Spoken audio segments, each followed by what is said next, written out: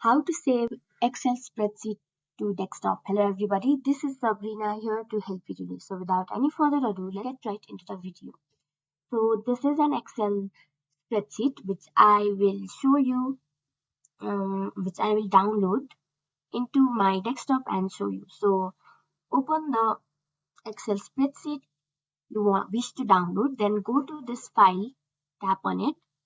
Then here you will see this option download and select the format in which you want to download your spreadsheet. If you want it to be editable and want to download it in Excel form, simply tap on this one. And as you can see, this is going to be downloaded. After it is downloaded, simply tap on it. And just like this, it will open in the Excel sheet, and then you have to tap on File again, tap on Save, then tap on Enable Saving, and just like this, done.